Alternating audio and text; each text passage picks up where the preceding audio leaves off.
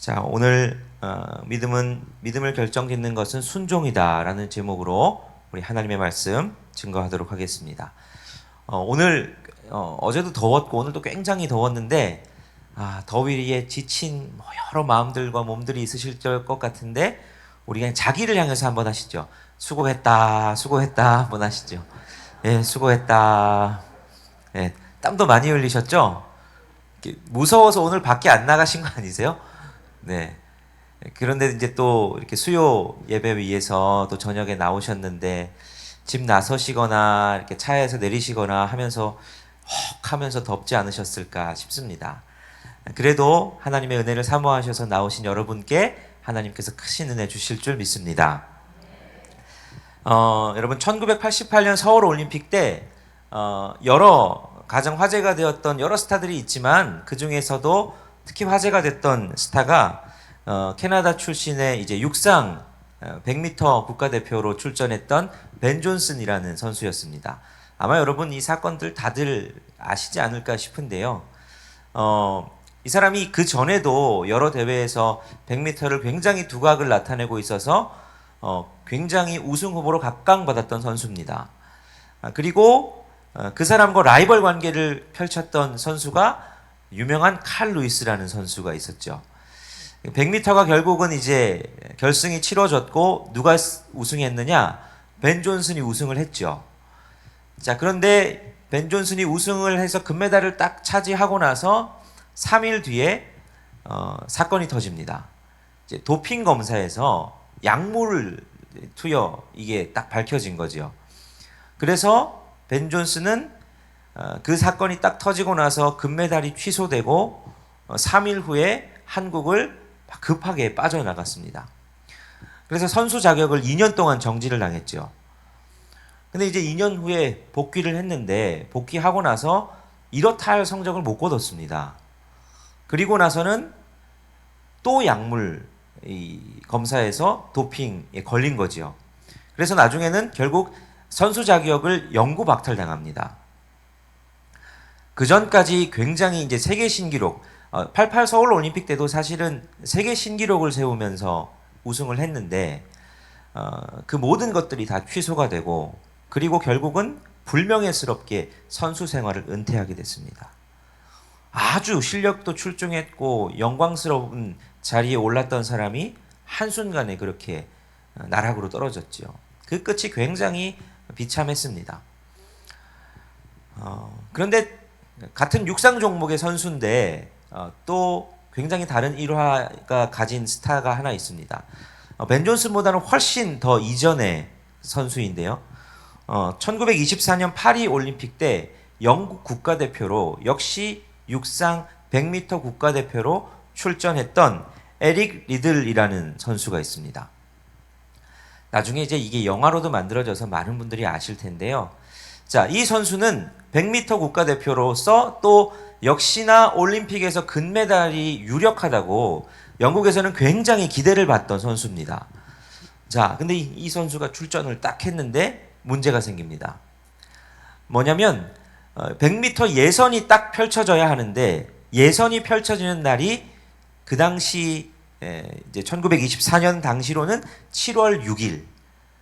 올해도 지금 7월 6일이 딱 주일이었는데 그때도 7월 6일이 주일인 겁니다. 7월 6일 주일이라는 소식을 딱 받고 이 에릭 리들 이 선수가 나는 시합에 나가지 못한다 라고 딱 선을 긋고 선포를 합니다. 이 에릭 리들이 선교사님 자녀거든요. 굉장히 신앙이 좋았습니다. 자국에서는 난리가 났습니다. 국민들도 그렇고 매스컴도 그렇고 아주 옹졸하고 인색한 신앙인이다. 아니면 나라를 배신한 배신자다. 이러면서 막 자극적인 타이틀로 신문 기사들이 나가고 그다음에 국민들이 엄청난 부정적인 여론을 쏟아냈습니다. 그럼에도 불구하고 100m 시합 열리는 딱 당일 7월 6일 주일에 이 에릭 리드는 출전을 하지 않습니다. 그리고 온종일 교회에 가서 교회에서 예배를 드리고 거기서 시간을 보냅니다. 자, 그러면서 뭐 나라에서 난리가 났죠. 100m 금메달이 유력한 선수가 그렇게 하니까 얼마나 큰일 났습니까? 자, 그런데 국가대표 이제 육상 코치가 너무 이 선수의 실력이 아까우니까 그래도 다른 종목에라도 한번 나가봐라. 그러면서 다른 종목을 추천을 하는데 200m와 400m 이 경기에 이 선수를 내보냅니다. 100m 하던 선수가 200m, 400m 그냥 가서 잘한다는 거 쉽지 않은 일이죠. 그런데 결국 결과가 어떻게 됐느냐? 400m 경기에서 이 에릭 리들이 금메달을 땁니다. 그리고 200m 경기에서는 동메달을 땁니다. 그러면서 또 영국이 난리가 나는 거죠. 한순간에 역적에서 영웅이 되어버립니다. 이 앞에 나왔던 벤 존슨과 너무너무 다른 결과죠. 한 사람은 두 사람 다 모두 다 출중한 실력을 가진 선수들입니다. 출중한 실력을 가지고 그때까지도 각광을 받았던 선수들인데 결과가 너무 다릅니다. 한 사람은 도핑에 걸려서 약물쟁이라고 그런 불명예를 쓰고 결국은 선수 생활을 나중에 마감하게 되고, 한 선수는 출중한 실력을 가지고 있었음에도 불구하고 주일이란 이유로 자기 종목에 안 출전했다가 다른 종목에 출전해서 금메달, 동메달 이것 따면서 국민적인 영웅으로 바뀌어버리는, 끝이 참 다른 일들이 우리 세상 살아가다 보면 많이 있습니다. 똑같은 환경에서 똑같이 생활을 하고 똑같은 일을 한다 그래도 사람마다 인생의 결과들이 너무너무 다른 걸 보지요.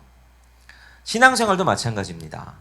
우리가 똑같은 일산영문교회를 섬기고 똑같은 예수님을 믿고 신앙생활을 하는데 우리의 삶의 결과들이 많이 다른 것들을 봅니다.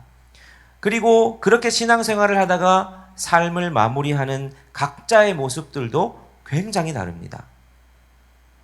어떤 사람은 열심히 신앙생활을 잘해서 참 그 신앙생활의 마지막도 아름답다라고 말하는 사람들도 있는 반면, 똑같이 신앙생활을 하면서 하다가도 결국은 마무리가 좋게 끝나지 않는 분들도 있습니다. 여러분들도 교회 오래 다니신 분들은 교회 학교, 청년부 뭐 이런 시간들을 다 같이 보내보셨죠. 저도 보내봤습니다. 자, 그런데 열심히 제가 기억을 해보면 교회 학교 때 열심히 같이 신앙생활하고 수련회도 하고 무슨 임원 활동도 하고 그랬던 사람 중에서, 친구들 중에서 누군가는 여전히 신앙생활을 열심히 하는 친구들도 있는 반면 누군가는 이제 교회에서 보이지 않는 이들도 있습니다. 더 이상 신앙생활을 하지 않는 이들도 있지요. 똑같은 예수님을 믿고 똑같이 예배도 드리고 똑같은 교회를 섬기고 그렇게 했는데도 불구하고 끝들이 다른 경우들이 참 많이 있습니다. 여러분들도 지금 머릿속에 딱 떠오르는 분들이 있지 않을까 싶습니다.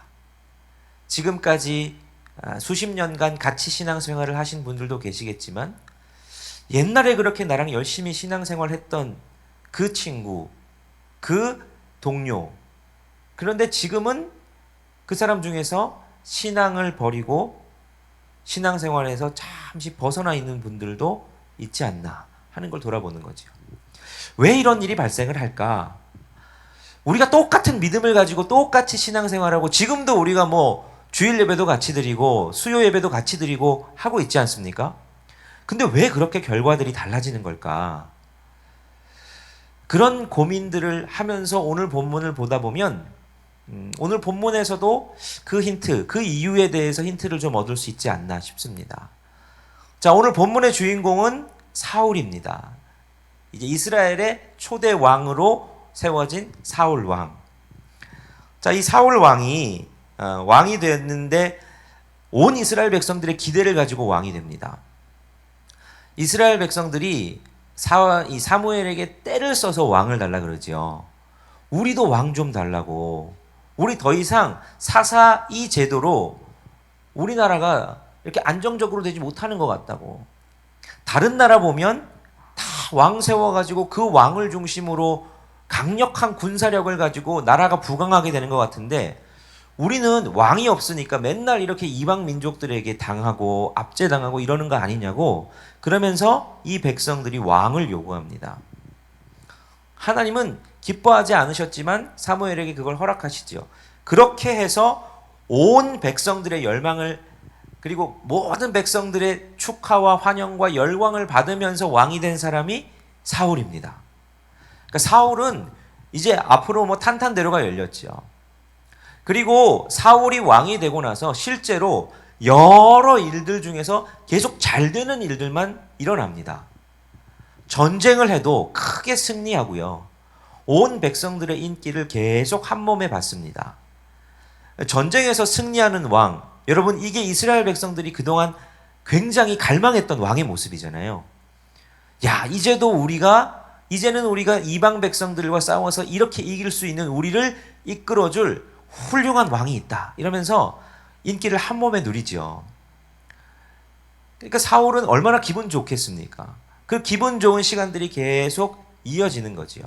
그러다가 오늘 본문의 이야기가 이렇게 이어지는 겁니다. 자, 그러면 오늘 본문에서는 또 어떤 일이 있느냐? 아말렉과 전쟁을 합니다. 아말렉과 전쟁을 해서 결과가 어떻게 됐느냐? 전쟁에서 승리했습니다. 야, 이것도 사울의 인기가 한층 더 높이 올라갈 수 있는 일 아니겠습니까? 여러분, 전쟁을 하고 전쟁을 치러가지고 자기들의 원수인 국가를 무찔렀다. 여러분, 이것보다 더 인기 있을 일이 어디 있겠습니까? 자, 그런데 오늘 이 일이 오히려 사울에게 있어서는 화가 되는, 전쟁에서 승리하고도 사울에게 있어서는 이게 도리어 큰 위기가 되는 일이 되어버립니다. 자, 그게 왜 그런가? 이 전쟁을 나가기 전에 하나님이 하신 말씀에 그 단초가 있습니다. 자, 15장 3절 말씀, 3절 말씀 띄워주시면, 네, 안 띄워주셨나 보네요. 그걸 다운을 새로 된 걸 안 받으셨나 보네요. 자, 그러면 3절 말씀을 성경 가지고 계신 분들 저랑 같이 한번 읽겠습니다. 3절 말씀, 자, 시작. 지금 가서 아말렉을 쳐서 그들의 모든 소유를 남기지 말고 진멸하되 남녀와 소아와 젖 먹는 아이와 우양과 낙타와 나귀를 죽이라 하셨나이다 하니. 자, 이게 지금 누가 하는 말이냐면 사무엘이 사울에게 하나님의 말씀을 전달하는 내용입니다. 자, 하나님이 아말렉과 전쟁을 너 하는데 너 전쟁에서 이기면 너 꼭 이렇게 해야 된다 라고 하나님께서 알려주신 내용이 이 내용입니다. 가서 아말렉을 쳐서 모든 소유를 남기지 말고 진멸하랍니다. 남녀, 소와 어린아이죠. 젖 먹는 아이와 우양과 낙타와 나귀를 다 죽이라고 말씀하십니다. 그야말로 진멸하라. 하나도 남기지 말고 진멸하라. 이게 하나님의 명령입니다. 되게 잔혹해 보이는 명령이지요. 자, 이게 하나님께서 분명히 사울에게 사무엘을 통해서 전달하신 명령인데, 그런데 왜 이렇게 하셨을까? 이 궁금증이 들죠. 이건 하나님께서 이스라엘 백성들이 광야 생활을 할 때부터 이미 계획해 놓으신 일입니다. 이스라엘 백성들이 광야 생활을 할 때 출애굽기에 보면 어떤 일이 있느냐? 아말렉이 이스라엘 백성들을 굉장히 괴롭힙니다. 특히 이스라엘 백성들을 괴롭히는데 어떻게 괴롭히냐면 이스라엘 백성들이 광야길을 이렇게 행진하다가, 여러분 광야가 얼마나 덥고 힘들겠습니까? 그러니까 누구는 걸음이 좀 빠르겠지만 누구는 걸음이 느리지요. 걸음이 느린 사람들은 주로 어떤 사람들일까요? 노약자나 어린아이들이나 여인들이나 체력적으로 좀 힘든 분들이 아무래도 조금씩 뒤로 처지겠죠. 아말렉이 어떻게 했냐면 그 약한 자들만 계속 골라서 공격한 겁니다. 그렇게 이스라엘 백성들을 괴롭힙니다. 그래서 하나님께서 그 아말렉을 반드시 진멸할 거라고 이미 계획을 해 놓으셨습니다. 그래서 아말렉은 원래부터 반드시 진멸해야 됐는데 사사시대를 지내는 동안 이스라엘 백성들 스스로가 정신을 못 차리고 이방 백성들에게 하나님께서 계속 이방 백성들을 들어서 회초리를 때리시니까 아말렉을 칠 힘까지도 없었습니다. 그런데 사울이 왕이 되고 강력한 군사력을 통해서 이제 아말렉을 칠 수 있게 되자 하나님 명령하시는 거지요. 나 그거 안 잊었다. 내가 했던 말 내가 이제 이룰 거다. 내가 아말렉을 진멸시킬 거다. 그게 하나님의 계획이었습니다. 그래서 아말렉을 다 진멸하라고 지금 사울 왕에게 명령을 내리셨는데 어떻게 됩니까? 자, 그 결과를 8절 9절 사무엘상 15장 8절 9절에 이렇게 기록을 하고 있습니다. 우리 성경을 보시면서 같이 한번 읽어보시겠습니다. 8절 9절 시작. 아말렉 사람의 왕 아각을 사로잡고 칼날로 그의 모든 백성을 진멸하였으되 사울과 백성이 아각과 그의 양과 소의 가장 좋은 것 또는 기름진 것과 어린 양과 모든 좋은 것을 남기고 진멸하기를 즐겨 아니하고 가치 없고 하찮은 것은 진멸하니라.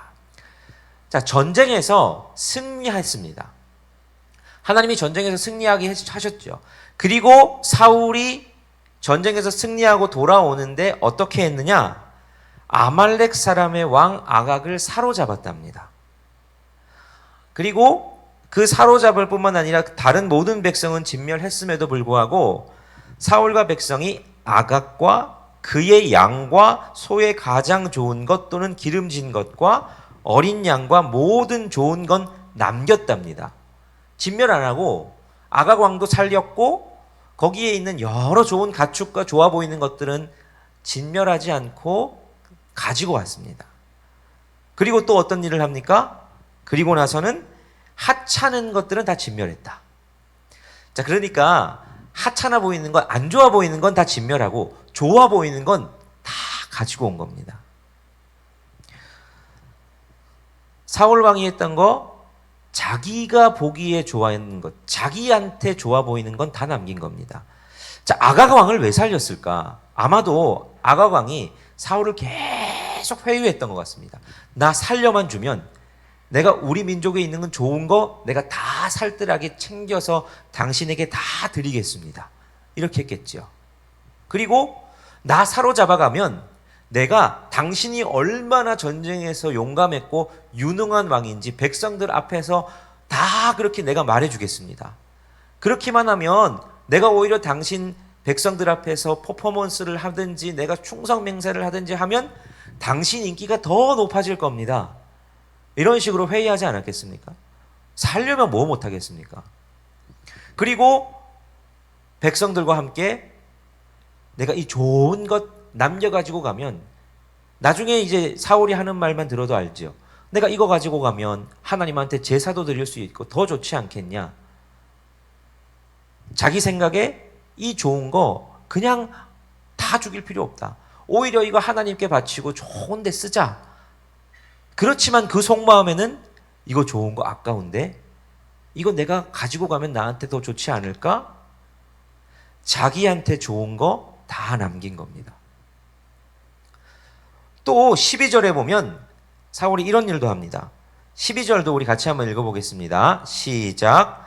사무엘이 사울을 만나려고 아침에 일찍이 일어났더니 어떤 사람이 사무엘에게 말하여 이르되 사울이 갈멜에 이르러 자기를 위하여 기념비를 세우고 발길을 돌려 길갈로 내려갔다 하는지라. 뿐만 아니라 자기를 위해서 뭘 세웠다고요? 기념비 세웠답니다. 기념비 세운다는 건 어떤 겁니까? 나를 높이는 거죠. 내가 이만큼 훌륭한 왕이라고. 그러니까 전쟁에 승리하고 나서 지금 사울의 시선은 온통 자기에게 좋은 거 취하는 거, 자기를 높이는 거, 자기한테 가 있습니다. 하나님의 명령은 뭐였습니까? 하나님은 거기 있는 거 다 진멸하라. 이게 하나님의 명령이었는데 사울은 지금 하나님께서 주신 승리에 도취해서 자기가 잘난 거, 자기 높이는 것만 신경 쓰고 있습니다. 사명은 잊어버린 채 결과물에 취해 있는 사울의 모습을 발견하게 됩니다. 여러분, 이게 승승장구하는 사람, 승리한 사람, 결과물을 만들어낸 사람이 빠질 수 있는 교만의 함정이지요. 우리도 이런 교만의 함정들을 쉽게 빠질 수 있습니다. 제가 이제 사역을 쭉 하면서 저도 이제 여러 교회들을 거쳐왔는데 참 감사하게도 하나님께서 좋은 교회들을 많이 경험하게 해주셨습니다.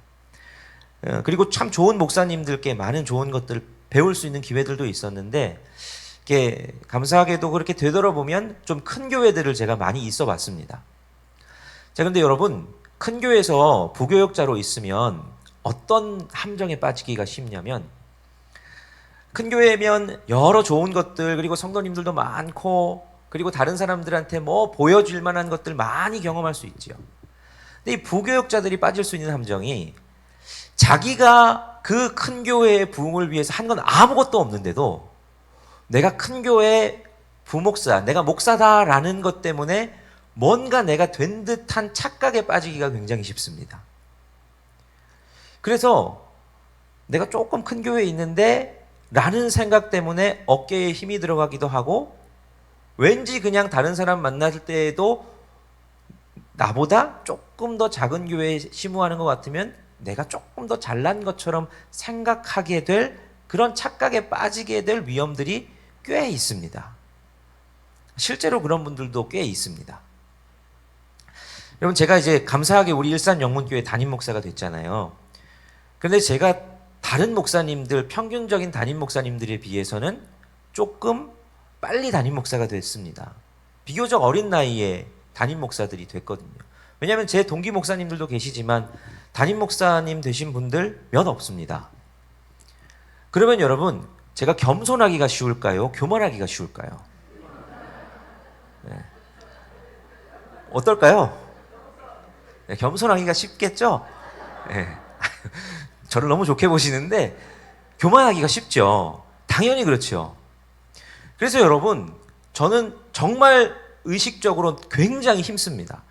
혹시라도 내가 다른 사람들을 만났을 때 젊은 나이에 담임 목사가 됐다고 조금 어깨에 힘이 들어갔는데 라는 인상을 혹시라도 드릴까 하는 염려를 굉장히 많이 합니다. 실제로.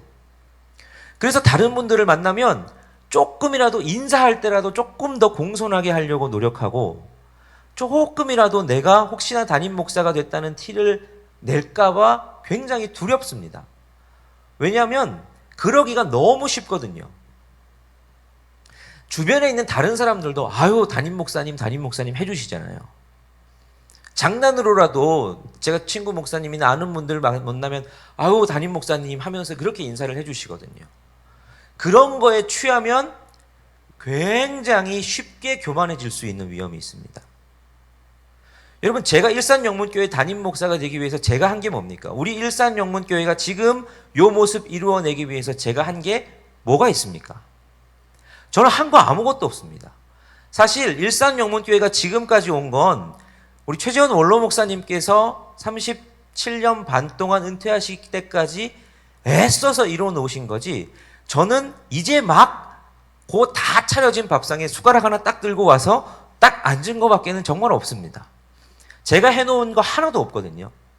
근데 제가 해놓은 것처럼 생각하고 착각에 빠질 위험이 굉장히 많습니다. 그게 사울이 겪었던 유혹이거든요. 여러분, 하나님께서 아말렉과 전쟁하라고 하십니다. 그리고 아말렉과 전쟁하면 너 반드시 이렇게 하라고 하셨습니다. 그런데 사울은 그 모든 전쟁에 있어서 이긴 게 자기가 한 것 같은 겁니다. 여러분, 이 전쟁은 누가 승리하게 해주신 겁니까? 하나님이 승리하게 해주신 겁니다. 하나님이 역할을 철저하게 나누셨습니다. 너 전쟁하러 나가. 그러면 전쟁에서 승리하게 하시는 건 하나님의 역할인 거고, 사울에게는 다른 역할을 주신 겁니다. 너 내 말대로 순종해서 거기 가서 있는 거 다 진멸해야 돼. 하나님의 역할이, 사명을 주신 것은 하나님은 전쟁에서 승리하게 하신 거고, 네가 감당해야 될 사명은 거기 가서 하나님의 말씀에 순종해서 거기 있는 모든 것들을 다 진멸하는 거야.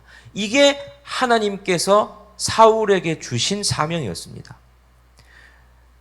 근데 사울은 자기에게 주어진 승리에 도취됐습니다. 여러분, 그날 밤 멀리 떨어져 있던 사무엘이 하나님의 말씀을 듣습니다. 그리고 11절 말씀을 보면 사무엘이 근심하면서 온 밤을 여호와께 부르짖습니다. 이렇게 밤을 새면서 사무엘이 기도했던 이유가 뭘까요?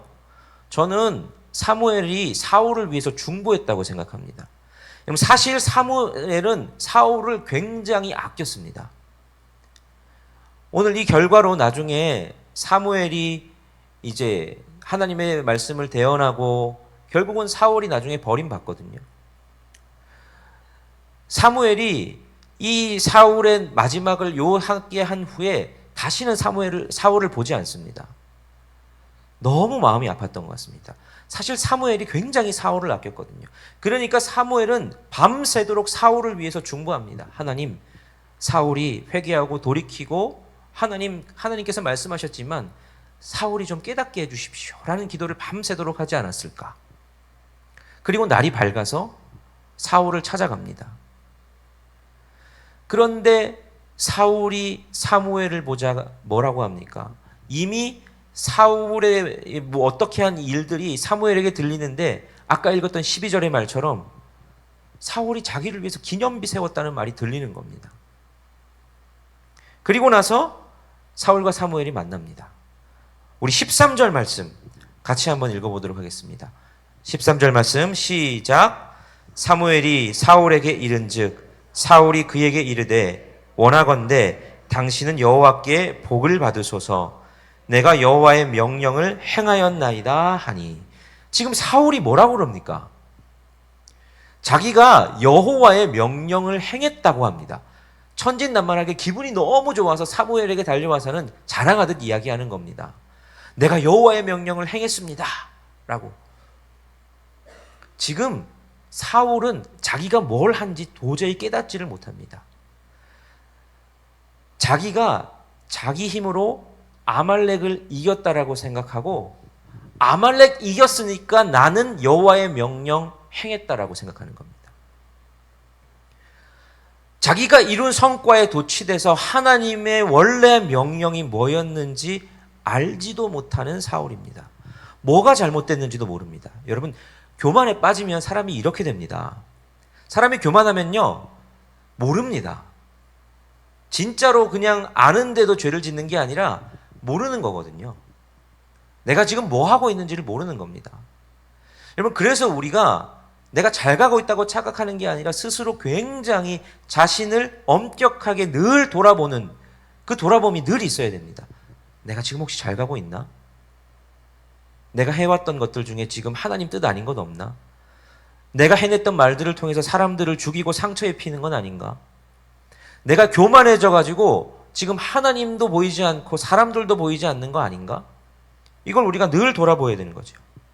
자, 그렇게 당당히 말하는 사울과 달리 사무엘은 14절에서 뭐라고 말하느냐? 우리 14절도 같이 한번 읽겠습니다.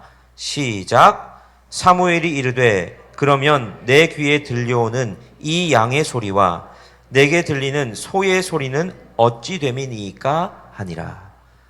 사무엘이 묻습니다. 하나님의 명령대로 다 행했다고요? 그러면 내 귀에 들리는 이 양의 소리와 소의 소리는 뭡니까? 라고 하나님께서 원래 명령하셨던 그 명령을 되새기며 질문합니다. 자, 지금 사울은 하나님의 뜻을 행했다라고 하면서 뭘 들이미냐? 자기 성과를 들이미는 겁니다. 자기가 이루어낸 성과. 나 이 성과 해냈으니까 하나님의 뜻대로 행했습니다 라고 사울은 성과를 들이미는 거고요. 사무엘은 뭘 들이미는 거냐? 사무엘은 하나님 말씀대로 순종했습니까를 평가하는 겁니다. 둘 다 하나님의 명령을 행했는지에 대해서 평가하는데 사울은 성과를 들이밀고요. 사무엘은 순종을 들이밉니다. 우리가 여기서 하나님께서 우리에게 원하시는 것을 볼 수 있어야 됩니다. 우리는 자칫 내가 뭔가 큰 일을 해내면 하나님을 위해서 이걸 해낸 것처럼 생각할 수 있습니다. 내가 돈도 많이 벌고 사회적으로 이름도 높아지고 내가 하나님을 위해서 이것 해냈습니다. 우린 이것 자랑하기 좋아합니다. 교회에서도 내가 전도도 이만큼 했고 내가 예배도 이만큼 열심히 드렸고 내가 헌금도 이만큼 많이 했고 내가 열심히 봉사해가지고 나는 객은 몇 년간 근속하면서 열심히 이 부서에서 이렇게 최선을 다했습니다. 이 성과를 가지고 우리가 하나님 앞에 나는 하나님의 뜻대로 이것 해냈습니다 라고 바쳐질 때가 많이 있죠. 그런데 하나님께서 원하시는 것은 무엇이냐? 하나님은 네가 내 말 그대로 순종했느냐, 그걸 가지고 하나님은 우리를 판단하시는 거지요. 우리는 성과를 가지고 하나님께서 우리를 판단하신다라고 오해할 수 있는데, 하나님은 우리에게 나는 너에게 순종을 원한다라고 말씀하시는 겁니다. 그래서 사무엘이 하나님의 마음을 사울에게 알려줍니다. 우리가 잘 아는 구절이지요. 우리 22절 말씀 함께 읽도록 하겠습니다. 22절입니다. 시작. 사무엘이 이르되 여호와께서 번제와 다른 제사를 그의 목소리를 청종하는 것을 좋아하심같이 좋아하시겠나이까? 순종이 제사보다 낫고 듣는 것이 숫양의 기름보다 나으니. 사무엘이 말하는 겁니다. 하나님께서 번제와 다른 제사, 그걸 하나님 목소리 청종하는 것보다 좋아하시겠습니까? 순종이 제사보다 나은 거 아닙니까? 이게 하나님의 마음이라는 겁니다. 우리는 하나님께서 번르르한 번제와 수많은 제사를 좋아하실 거라고 착각합니다. 여러분, 번제와 제사 드리는 거 쉽지 않은 일이죠.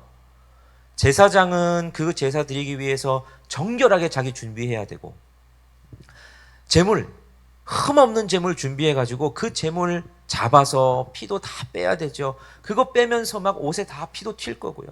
그거 다 가죽 벗겨가지고 각도 뜨고, 그것과 함께 드릴 전제와 소제도 준비하고, 그 번제단 위에 다 장작해가지고 그거 올려가지고 다 태우고, 그 뒷정리 또 다 해야 되고. 여러분, 이게 얼마나 큰일입니까? 그러니까 제물 번드르르하게 딱 드려가지고 막 그 제사 드리면 얼마나 있어 보입니까? 야, 내가 하나님을 위해서 이 수고를 다해가지고 이 제사 드리고. 솔로몬 같은 경우는 1000번제 드렸죠. 1000번제가 여러분 1000일 동안 드린 번제 아닌 거 아시죠? 1000번제는 한 번에 1000마리의 제물을 가지고. 여러분, 그게 얼마나 장관이겠습니까? 그런 제사 한 번 드리면 얼마나 멋있겠습니까? 우리 예배 드릴 때 우리 찬양대도 너무 잘하지만 여기에 우리 남기찬 지휘자님 같은 지휘자님만 한 3, 40명 다 전공자들만 다 세워놓고 찬양하면 얼마나 멋있겠습니까? 그냥 듣기만 해도 은혜가 줄줄줄줄 흘러 넘칠 것 같죠. 그리고 막 스타디움 같은 예배당에 어마어마한 조명과 여러 영상 장비들과 여러분, 그리고 막 10,000명, 20,000명씩 모여가지고 그렇게 뜨겁게 집회하고 기도하고 하면 하나님 너무너무 기뻐하실 것 같지 않습니까? 그런데 그거 사무엘이 아니라는 겁니다. 하나님께서 번제와 다른 제사, 여러분, 그걸 하나님 말씀 청종하는 것만큼 좋아하시겠습니까? 순종이 제사보다 나은 거 아닙니까? 그게 하나님의 뜻임을 사무엘이 사울에게 말하고 있는 겁니다. 우리가 사울이 빠질 수 있는 그 오해를 너무 쉽게 빠질 수 있죠. 우리도 이렇게 하면 하나님이 기뻐하시겠지, 이렇게 우리가 훌륭한 성과 이거 내면 하나님 너무너무 좋아하시지 않을까? 라는 함정에 빠질 수 있지요. 그렇게, 그리고서는 그 성과라는, 하나님이 기뻐하시는 성과라는 명목으로 결국은 자기 의를 드러내는 그 함정에 빠지기가 쉽습니다. 내가 이거 이만큼 해냈습니다, 주님. 내가 이런 것도 할 수 있고요. 내가 열심히 준비해가지고 내가 돈이든 사회적인 지위든 교회의 봉사든, 하나님 내가 이만큼 이런 것들 해냈습니다. 그런데 하나님 뭐라고 하십니까? 네가 내 말에 순종했느냐 순종하지 않았느냐. 하나님 그거 다시 물어보시는 겁니다. 네가 얼마나 훌륭한 성과를 냈는지는 하나님 물어보시지도 않습니다. 네가 순종했느냐, 그걸 하나님이 물어보시더라 하는 겁니다. 그럼 우리가 기억했으면 좋겠습니다. 여러분, 성과, 즉 오늘 본문에서 전쟁은 하나님의 몫입니다. 우리의 몫은 뭡니까? 우리의 몫은 순종입니다. 우리의 믿음의 싸움이라는 결국 성과를 얼마나 내느냐의 싸움이 아니라 순종의 싸움입니다. 우리가 하나님을 믿는다는 것은 우리가 주님의 말씀에 얼마나 민감하게 그 주님의 말씀에 귀를 기울이고 주님의 뜻이 무엇인지를 물으며 어떻게 하면 그 주님의 뜻에 순종해 갈까? 그 싸움이 우리 신앙의 싸움이라는 겁니다.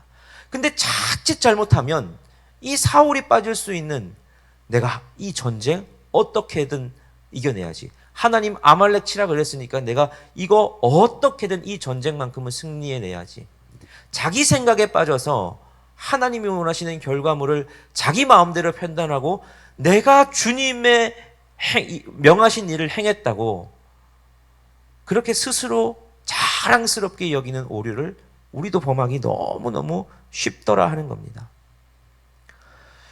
혹시 우리가 그러고 있지는 않은지 우리의 삶을 한번 잘 돌아보시면 좋겠습니다. 여러분, 설교를 시작하면서 말씀드렸던 영국 육상선수 에릭 리들은 육상선수를 은퇴하고 나서 아버지의 뒤를 이어서 중국 선교사가 됩니다. 중국 선교사가 돼서는 허드슨 테일러, 유명한 중국 선교사죠. 중국 내지 선교회를 만든 그 선교회에 들어가서 중국 내지 선교를 합니다. 여러분, 선교사님들이 중국 선교 많이 갔지만 보통은 해안가 선교들을 합니다. 왜냐하면 중국 내지는 너무 깊고 연락도 잘 안 되고 어떤 풍토병이 있을지도 모르고 너무 위험하거든요. 근데 이 에릭 리들은 허드슨 테일러의 뒤를 이어서 중국 내지로 들어갑니다. 내지 선교를 열심히 하는데 그때 세계 2차 대전이 벌어집니다. 그리고 일본군이 중국을 점령하죠. 그래서 이 에릭 리들이 사역하고 있던 그 마을도 일본군에 의해서 점령당합니다. 그리고 중국인들이 다 수용소에 갇히는데 영국인이었지만 어떻게든 또 빠져나갈 구멍이 있을 수 있겠지만 그 중국인들과 함께 이 에릭 리들이 수용소에 갇힙니다. 그리고 그 수용소에 갇혀서 이 중국인들 의료 돌보고 여러 챙기는 일들을 계속합니다. 결국은 어떻게 되느냐? 1945년 해방을 얼마 맛보지 못하고 얼마 전에 과로와 영양실조로 말미암아서 뇌종양이 걸리고 이 에릭 리들은 그 수용소에서 생을 마감합니다. 그리고 그의 시신은 중국에 매장이 됩니다. 지금도 중국에 매장이 됩니다. 그렇게 그 삶이 끝납니다. 에릭 리들의 인생은 그렇게 끝이 납니다. 하지만 우리는 그 삶을 영광스러운 삶이라 하지요. 여러분, 에릭 리들이 금메달을 따고 주의를 성수하기 위해서 그걸 나가지 않았다가 금메달을 따는 훌륭한 성과를 냈기 때문에 에릭 리들의 삶이 하나님께서 기뻐 받으신 삶, 순종한 삶, 그렇게 얘기하는 것이 아니라 에릭 리들의 삶은 한결같이 하나님께서 뭘 원하실까? 하나님께서 뭘 기뻐하실까? 그거에 초점이 맞춰져 있기 때문에 에릭 리들의 삶은 성공한 삶이었다는 겁니다. 하나님은 성과를 원하시는 것이 아니라 순종을 원하십니다. 근데 우리는 계속 하나님 앞에서 뭔가 성과를 내드리고 교회가 커지고 헌금도 많아지고 건물도 번드르르해지고 그런 것들이 하나님께서 원하시는 부흥과 성과와 이런 것들이라고 착각하기가 쉽습니다. 그런데 우리가 그 함정에 빠지지 않아야 됩니다. 잘못해서 그 함정에 빠지면 우리는 갈수록 교만해질 겁니다. 사울의 길을 걷게 되겠지요. 우리가 늘 애써야 될 건 뭐냐? 하나님의 뜻이 도대체 뭔가? 내가 그 뜻에 순종하기 위해서 뭘 해야 하나? 그 고민이 우리 가운데 있어야 한다 하는 것이지요. 여러분, 결국 하나님께서 원하시는 것은 그 모습, 여러분, 그게 하나님이 원하시는 예배입니다. 진정한 예배입니다. 하나님은 훌륭한 성과, 그걸 제물로 원하시는 것이 아니라 하나님 앞에 순종하는 마음, 그걸 원하시는 거죠. 여러분, 제가 선악과 설명할 때 그랬죠. 선악과는 하나님의 기준이다. 하나님은 우리에게 주신 자유의지를 가지고 스스로 그 기준 안 넘는 거, 그걸 원하셨다. 그게 예배다. 이렇게 설명드렸습니다. 내가 넘을 수 있지만 이거 하나님의 영역임을 알고 스스로 하나님의 영역을 넘지 않는 것, 하나님이 하나님이시라고 인정하는 것, 여러분, 그게 예배입니다. 순종이 예배입니다. 여러분, 제사보다 수많은 번제보다 순종을 하나님이 더 기뻐하신다는 건 그걸 하나님이 더 기뻐하는 예배, 아무리 좋아 보이는 번제를 드린다고 해도 그것보다 하나님 순종하는 것, 하나님 그걸 더 기쁘시게 예배로 받으신다 하는 겁니다. 오늘 저와 여러분들이 그 결단을 하시면 좋겠습니다. 진짜 하나님 앞에 드릴 수 있는 우리 최고의 예배는 하나님이 원하시는 것 하나하나 해나가는 것. 힘들지만 사랑하고, 힘들지만 내가 포기하는 것, 힘들지만 나는 죽고 예수 그리스도가 사는 삶을 살아가는 것. 여러분, 그 삶을 살 때 우리의 삶을 통해 하나님은 우리의 예배를 받으실 줄 믿습니다. 오늘 그 결단과 헌신, 다짐을 다시 회복하는 저와 여러분 되시기를 간절히 바랍니다.